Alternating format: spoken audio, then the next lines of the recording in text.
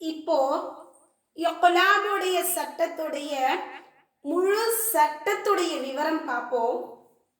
பாருங்க,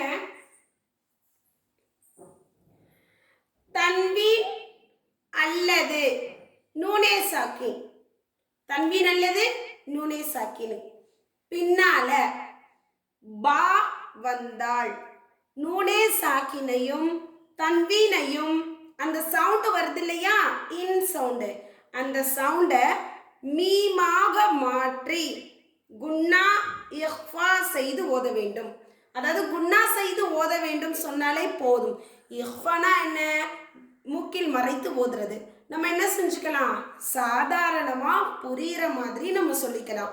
நூனே சாக்கின் அல்லது தன்வீனுக்கு பின்னால இக்லாபுடைய பா வந்துச்சுன்னா நூனே சாக்கின் உள்ள நூனையும் தன்வீன் உள்ள நூனையும் மீமாக மாற்றி குன்னா செய்து ஓத வேண்டும்.